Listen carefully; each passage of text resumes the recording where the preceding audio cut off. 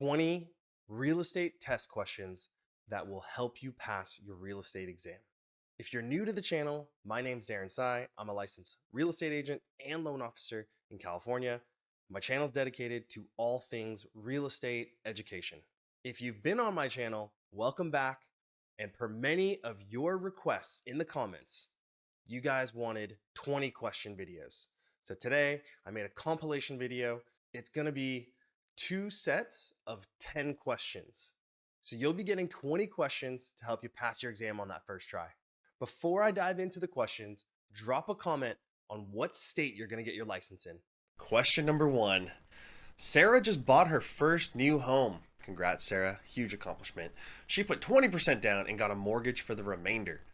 The difference between what Sarah owes and what her home is worth is known as what? A. Principal. B. Capital gain. C. Replacement cost. D. Equity. The answer is D. Equity. So equity is basically just the difference between the value of your property and the remaining loan amount. Question number 2. A reference list of alternative comparable properties is sometimes referred to as the A. Cheat sheet. B. Telephone answering register. C. Switch sheet. D. Alternative list. The answer is C. A switch sheet. So yeah, this one answer is C. Switch sheet. Question number 3. All of the questions could help you determine a prospect's capacity to make a purchase except which one? A. How much do you have in your savings account? B. Have you been pre-qualified or pre-approved by a lender yet? C. Do you need the equity from your current home for the new home purchase? And D. Where do you and your spouse work? The answer is A. How much do you have in your savings account? And so asking how much savings will be available for down payment is a really good question to determine the buyer's capacity to purchase. But asking how much the buyer has in a savings account isn't that relevant. And so I'm going to walk you through why. So someone might have a lot of money in their savings account, but all that money might not be available for their down payment and closing costs. And so when people are qualifying for a loan, we're typically looking for their monthly gross income and their monthly expenses. So yes, it is important to know how much people have available to use for down payment and closing costs, but that doesn't necessarily indicate if they can qualify for a loan. Now, obviously, if somebody has $1 million in their savings account and they're buying a $500,000 home, this could be relevant. Question number 4. Which of the following would be the least desirable phone handling technique? A. Answer a question with a question when possible. B. Give as much detailed information about the property as you can. C. Ask the caller when, not if, he or she wants to see the property. D. Arrange to meet the prospect at your office. So the answer here is B. Give as much detailed information about the property as you can. This one is like a sales tactic, right? You're trying to get as much information. You're trying to get as much information from the potential buyer as you can. And this one's basically saying if you give up all the information about the property, the buyer might be less likely to want to tour the property.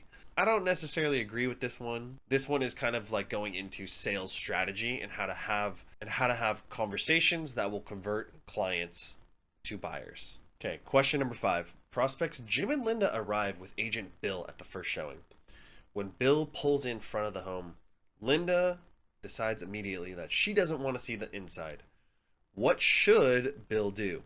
Bill should immediately fire Jim and Linda. No, I'm just kidding. Don't do that. A. Tell Linda that the sellers will be very disappointed if they cancel the appointment. B. Launch into your list of the home's special features and hope she changes her mind. C. Emphasize that this home is a great buy and it would be a shame for them to dismiss it without looking first. D. Call the sellers immediately and let them know you won't be coming by. The answer here is D. Just let the sellers know you won't be coming by. You know, our job as agents is to represent our clients and their best interests. So at the end of the day, Bill's job is to get Jim and Linda the home that they want. And if Jim and Linda don't want to see the house, don't see the house. But make sure you let the listing agent and the seller know. We're halfway through these questions. If you need like further explanation or you have any specific questions, maybe you just want to email me, or maybe you just want to tell me how much you love the the videos that I'm making, go ahead. Here's my email. You can contact me with anything you got. Okay, let's get back to the fun part of studying. Question number 6. A buyer calls your office to inquire about a property he saw advertised. He sounds super excited about this property. Where is it that he likely found out the property was for sale? A. On the internet. B. In a classified ad. C. From the for sale sign. D. From a direct mail flyer. The answer is A. On the internet. I believe there's some statistic that says 98% of home buyers find their home on the internet today. So if they're calling, they most likely saw it somewhere on the internet. Question number 7. Which of these statements is not true about qualifying buyers? A. You'll know how much house they can afford. B. Lenders are in the best position to qualify buyers. C. Sellers are apt to choose qualified buyers over ones who have not been qualified. And D. Collecting information and pre-qualifying buyers yourself is the easiest and best approach. So remember, this one is a not true, right? You got to remember, this one, they're asking which one is false. And so the answer is D. Collecting information and pre-qualifying buyers yourself is the easiest and best approach. Unless you're a very experienced mortgage professional, I do not recommend that you try to collect information and pre-qualify buyers yourself. It makes a lot more sense to just have them pre-qualify with a lender that you know. Overall, leave it to the mortgage professionals to do that pre-qualification process for you. Question number 8. Most buyers see a newspaper ad that interests them. I mean, oh my gosh, who still gets a newspaper? No offense if you do, but I don't really know anyone that reads the paper. So, but yeah, answers. A, drive by the property. B, call your office. C, check out your internet site. And D, visit your office. The answer is B, call your office. So anytime a potential buyer sees a property that they like in some sort of advertisement, they're typically just going to call the number that's on that ad. Question number 9. Which of these is not a good technique to get the name of a caller who is reluctant to give you that information? A, offer to mail a caller a set of flyers on interesting properties. B, ask the caller if he or she would like to receive emails on newly listed properties. C, offer to show the caller a newly listed, not yet advertised property, even if one doesn't exist.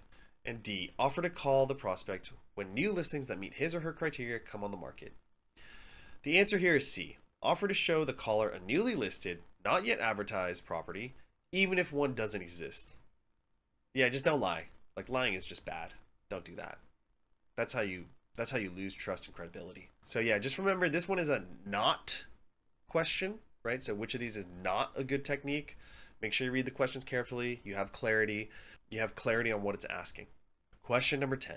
Which of the following is not an advantage of home ownership? A, increase in property value.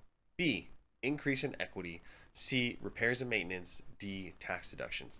Once again, we're getting hit with the not an advantage, right? So make sure you know what they're asking.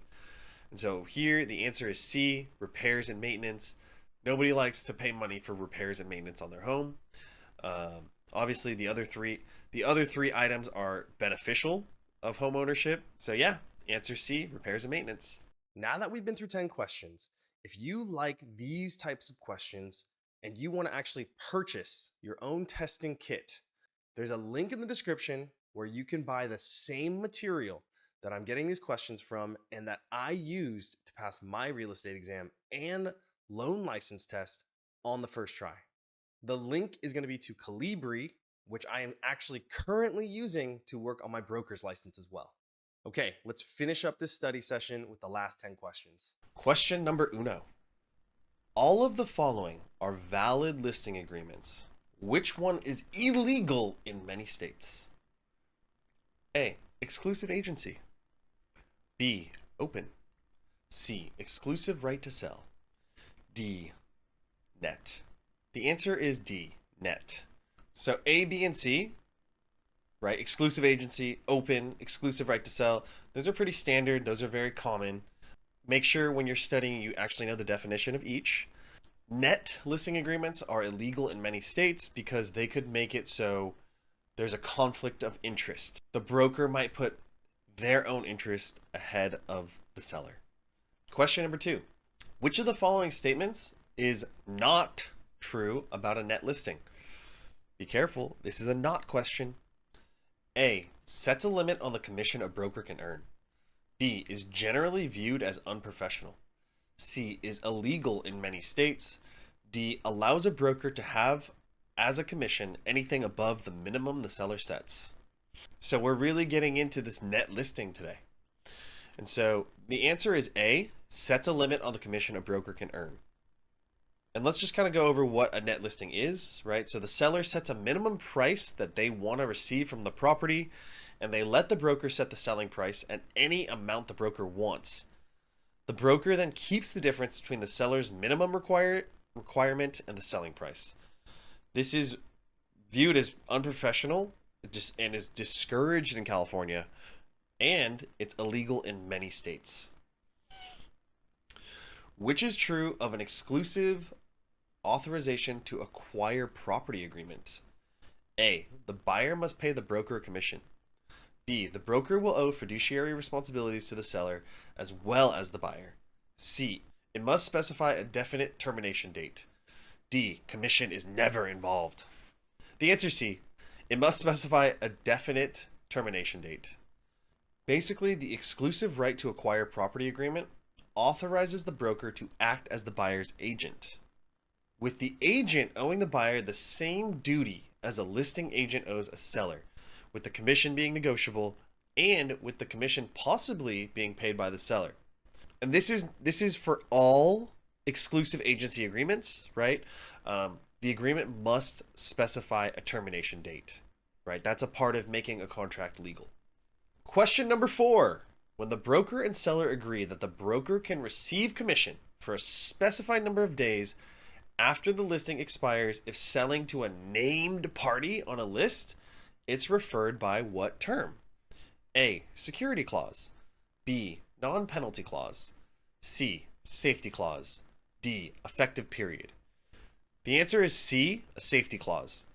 So listing agreements contain safety clause, which is an agreement between the seller and the broker that the broker might actually receive a commission if the property is sold within a specific number of days after that listing agreement expires to someone to whom the original broker showed the property during the listing period.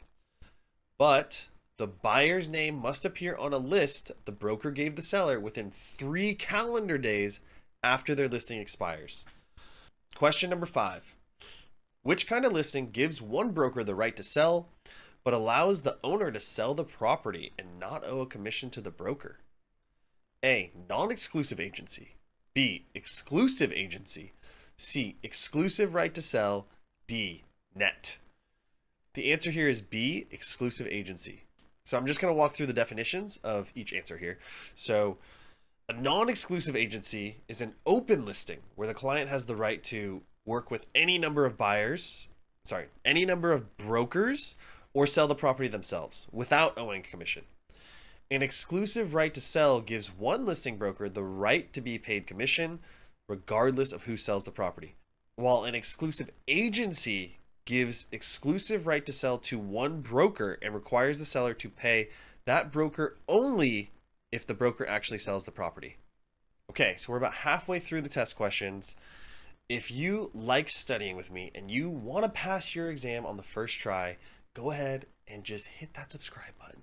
Okay, now let's get back to these test questions. Question number 6. Which of the following forms is non-standard and should be prepared by a broker to give to sellers? A. Natural hazards disclosure. B. Water heater compliance. C. Estimated seller's proceeds. D. Defective furnaces in California.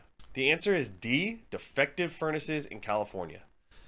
The defective furnaces in California form is not a standard form, but one that the broker prepares to give to the seller to explain that the Consumer Product Safety Commission has issued a warning for a certain type of attic furnace which has been known to cause fires. So this one is just a compliance disclosures question. It's going to be important to know what some of the standard forms and disclosures are. Question number 7, another compliance disclosure question. Which of these documents is for sellers only and not for buyers? A. Smoke detector statement of compliance.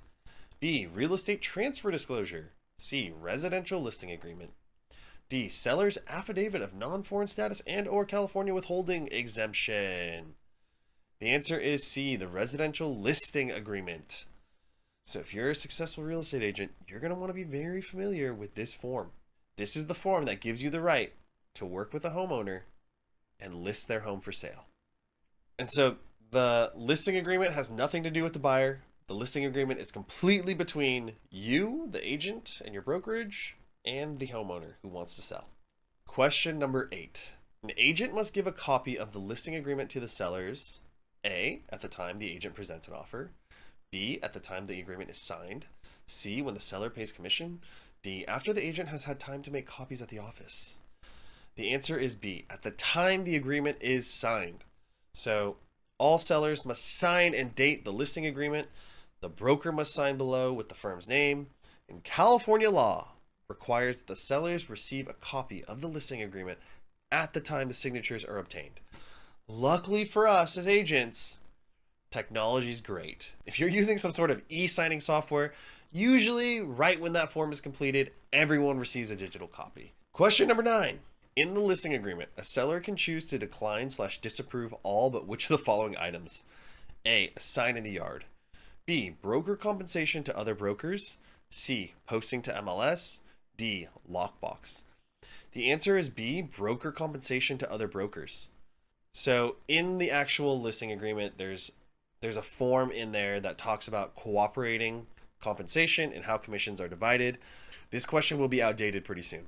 So starting actually August 17th, there is not going to be a place to fill this portion out. There is no more cooperating compensation. So yeah, this question for right now, the answer is B, but this one will change in the future. Question number 10. Oh, we love this one. The lead paint base disclosure. This one you're probably going to see, so make sure you know this one. Lead-based paint disclosure is required for homes built, A, before 1978, B, before 1976, C, after 1980, D, after 1975. And the answer is A, before 1978. So the lead-based paint and lead-based hazards disclosure basically deals with properties built before 1978 because most of those had lead in their paint. If you thought this video was helpful, I've actually created a playlist. I'm going to link it right here, and you can just go through multiple test question videos. I really appreciate you watching this video, studying with me, and I truly hope you pass your real estate exam on the first try.